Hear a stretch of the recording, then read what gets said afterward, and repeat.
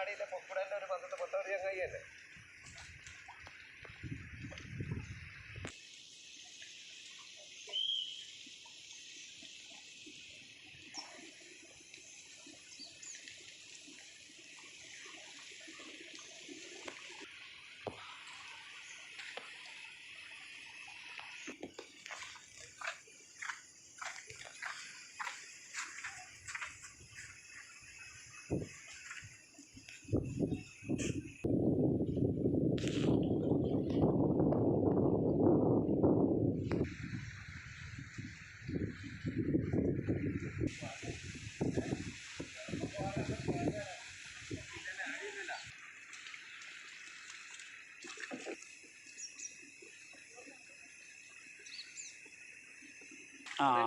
ചില സ്ഥലത്ത് കോണ്ടാക്ട് ഉണ്ട്.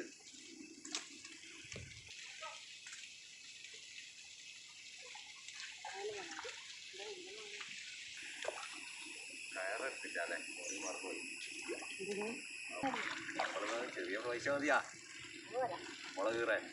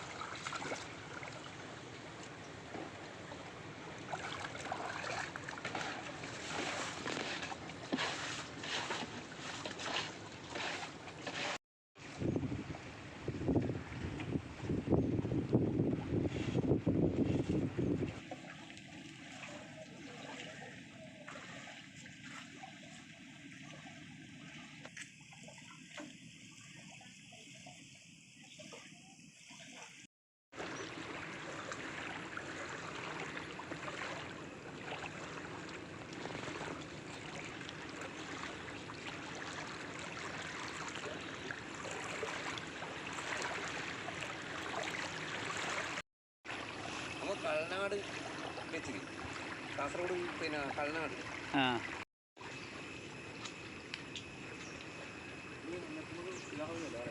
നമ്മളിത് ഈ കടങ്ങ് മുതൽ ആ പുഴേൻ്റെ എൻ്റെ അത് പുഴ ഡ്രഡ്ജ് ചെയ്യുമ്പോൾ ഇതെല്ലാം പൊരിക്കേണ്ടി വരും.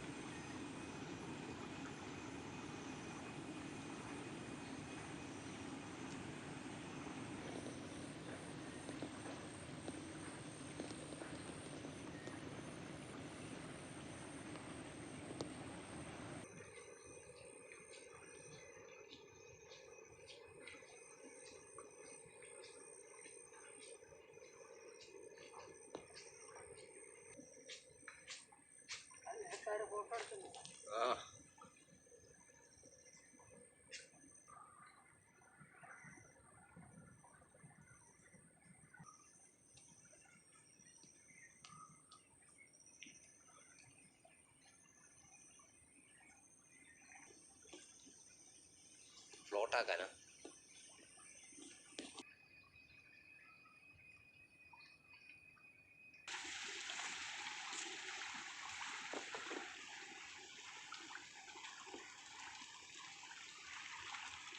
ഞാൻ ഫോറസ്റ്റിൻ്റെ വാച്ചറാണ്.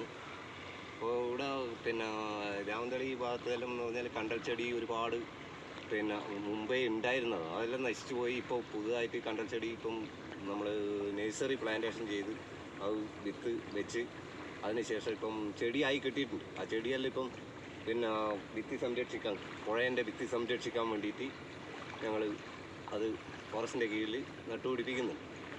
അതിപ്പോൾ എന്ന് പറഞ്ഞാൽ ഭിത്തി സംരക്ഷണം മാത്രമല്ല മത്സ്യ സമ്പത്ത് നമുക്ക് വർദ്ധിപ്പിക്കാൻ ഒരുപാട് സഹായിക്കും.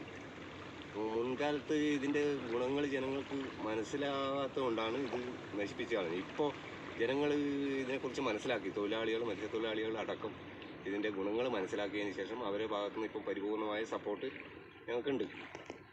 ഇപ്പോൾ പുതിയ പിന്നെ പദ്ധതി പ്രകാരം ഞങ്ങളിവിടെ ഇപ്പോൾ ഈ കാണുന്ന കണ്ടലൊക്കെ പിന്നെ അതുണ്ടായത് കൊണ്ടാണ് ഇപ്പോൾ ആ ഭിത്തി അവിടെ സംരക്ഷിച്ച് നിൽക്കുന്നത്. അതേപോലെ ബാക്കിയുള്ള സ്ഥലത്ത് കൂടി വെച്ച് പിടിപ്പിക്കാനുള്ള തയ്യാറെടുപ്പിലാണുള്ളത്.